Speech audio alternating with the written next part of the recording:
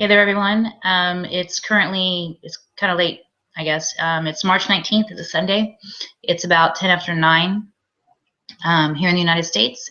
And I had several people ask me over the last few days when I would be doing another live broadcast. So here I am doing it. I will be doing one on Tuesday with an interview for someone. So anyone who wants to check that out on Tuesday, that'll be there. Sorry, guys, had a little thing going in the background there. But long story short is tonight is going to be pretty short. I had some people ask me for some more background. I did used to have a blog going on, and I just wanted to kind of run through some of that. A lot of the questions I've been getting have been, what were the steps and things like that. So I'm just going to kind of run down by reviewing my blog. Hey, Dave.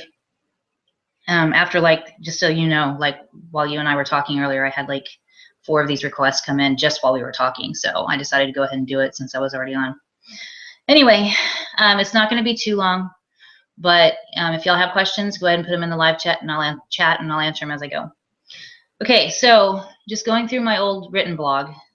June 20th was the day I got a biopsy. The procedure was not as bad as I thought it was going to be. I'll be honest about that. But the doctor wouldn't even let me see the sample, so I kind of knew then that it was going to be positive for cancer. June 23rd was the day I actually got the results. This is all in 2016. My children had mixed reactions. Without going into it too much, one of them actually got pissed off because I hadn't told her beforehand. Well, the reason I didn't tell beforehand was because I wanted to see what the results were before I worried my kids. But that's people have different opinions about how you should handle that. That's how I decided to handle it. She didn't like it. Let's see. June 24th, I did a blog. I'm going to read this one specifically because it was pretty short, but said, last night was fun, but reality is setting in. I have a lot to do to get the process moving. Thank you to everyone who helped me relax last night in each of your own special ways. The day I got my results, a bunch of friends of mine decided very sweetly we were just going to go out and have a good time, not think about it. I'd get a chance to talk about it a little bit, but really and truly it was, let's just go have some fun. And it was really cool that my friends did that. So that's what that one is about. And I don't think anybody realizes the amount of stuff that goes into getting ready for all this to start. But anyway, June 25th, I announced it on Facebook, and found out that somebody on June 27th, I found out that somebody had told my parents. I was not ready for them to know yet. My parents and I do not have the best of relationships. So anyway, let's see. So fast forwarding some, one of my kids set up a GoFundMe account for me that is still active. If you have questions about that, message me. The fact is, my doctor said right away that I was not allowed to work because of how advanced the cancer was. So that's how that went. Let's see. I had my surgical consult on July 6th. My oncologist is amazing, but the really cool thing is that him and the surgeon and the plastic surgeon all work on in the same floor. Their offices are next to each other, so it's constantly all together. So I had my surgeon and my oncologist all in one day, which was really cool. Also had a biopsy of the lymph nodes that same day, and that came back positive, but later on we found out the chemo had taken care of it, so I ended up not needing to get those out, which was cool. But seeing my oncologist and my surgeon that day, we kind of came up with a plan based on how fast things were going. Originally it was going to be chemo, radiation, and clear up what's left, put in the tissue expander, do the expansion, reconstruct the breast. That was the original plan, just so you know that. Then let's see, fast forwarding some, on July 11th, I got the port in place to where I could have the chemo injections done. I had a CT and bone scan on July 14th. They wanted to make sure what my bones looked like before all this started. Had genetic screening done on July 15th. On July 16th, my best gal pal took me out. Couple of reasons, but just kind of like a last hurrah before everything started. On July 19th, I had a MUGA scan, which is a heart scan, basically. It was fine. I got injected with so much dye, though, that it's crazy.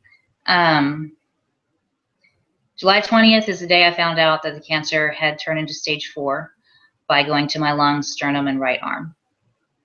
My first day of chemo was on July 21st, and it did kick my ass. The day of, it wasn't so bad, but the day after, I couldn't even get out of bed.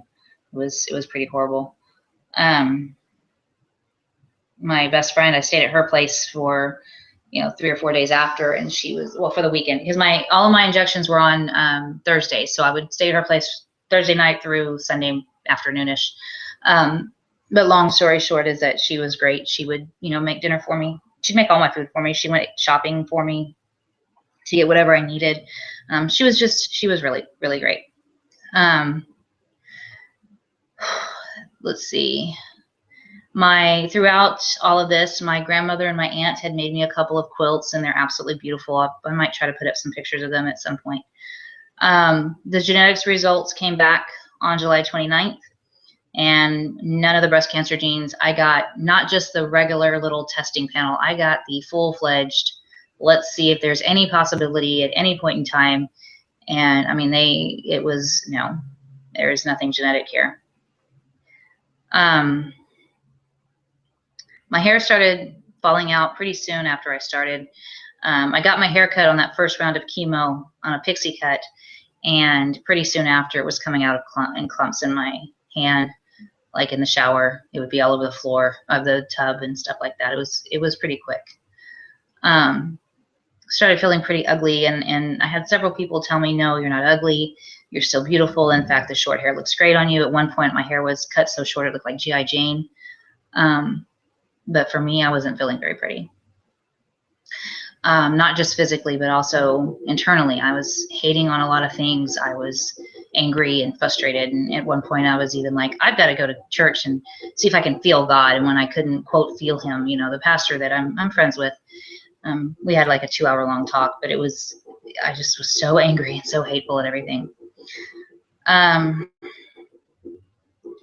round 2 was on August 11th. Let's see. Got my hair cut even shorter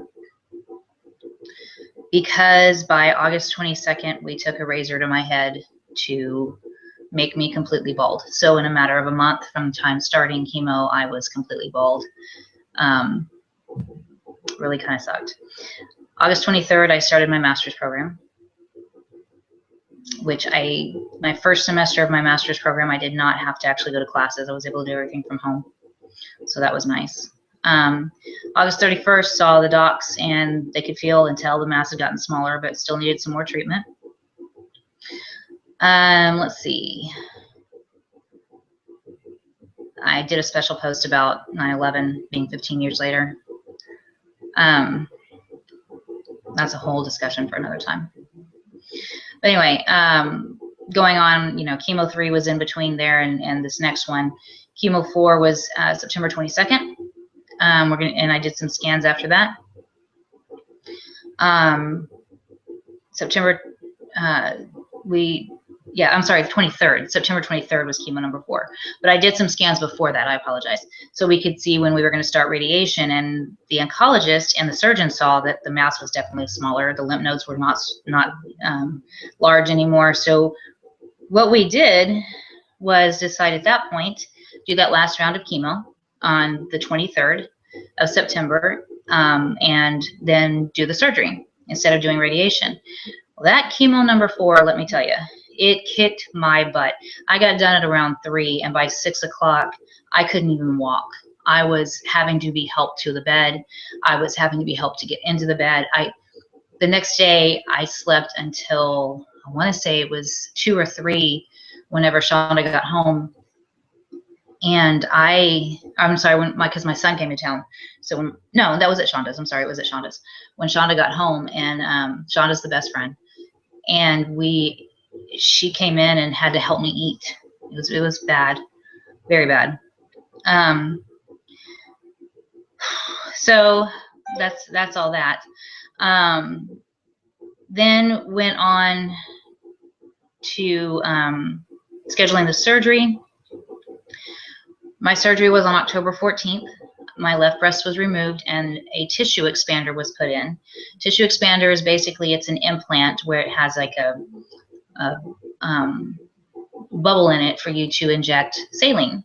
And what it does is it slowly, expands the tissue and the muscle and the skin and everything again, just like as if when we're first growing our breasts as women. So it ends up helping you have an easier adjustment to when you get the surgery for replacement. Now, my reconstruction is going to be using my belly fat. That's a whole other issue that we'll go into when I actually have the reconstruction. But long story short is, instead of getting a fake one, I decided to use my own body. It's very healthy. It's the same kind of cells, basically. So it's much less of a shock. But we still had to do the expander. At that point, I had a little bit of a breakdown. Which I don't think was too bad considering how far it was in. And I wrote this: I don't want to be strong. I don't want to take it just one step at a time. I don't want to hide the tears or be an example. I don't want to hold it together. I don't want to know I'm going to be okay. I don't want to fight this anymore. I don't want to have surgery. I don't want to continue with the treatment at all. I just don't want to. And there were people who were not angry that I said those kinds of things, but they were worried that I was going to actually give up on treatment. No, I was not actually going to give up on treatment, but I needed to just express my frustration, and that's where I was at that point. But I have gone back and read that poem to myself several times because honestly, given any good day, that's how I feel. That's just how it is. So October 21st, drove home. I stayed at my best friend's house again after the surgery, stayed there for a week. Well, I stayed in the hospital for a couple days and then to her place. And I was crying all the way home because my seatbelt didn't fit right. So that was a big shock to me. The surgery and follow-ups came fine. I did vote, by the way, because the election was in November. I did vote. Ended up, to start the radiation, I was going to need to have a little bit of dental treatment done, so I had to get an extraction done. So that was done there.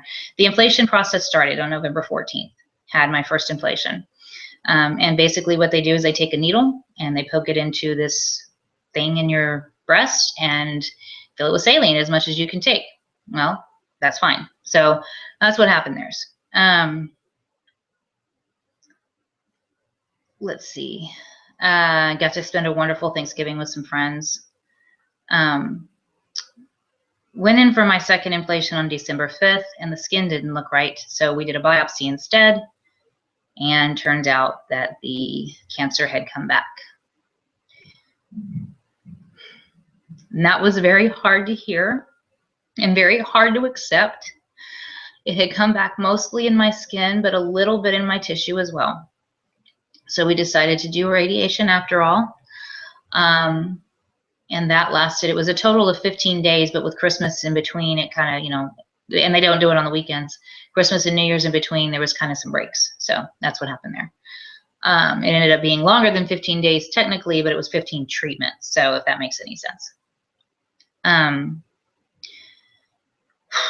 My cancer has always been estrogen receptor positive, which means that it's something that, I think I explained this before, it feeds off of estrogen.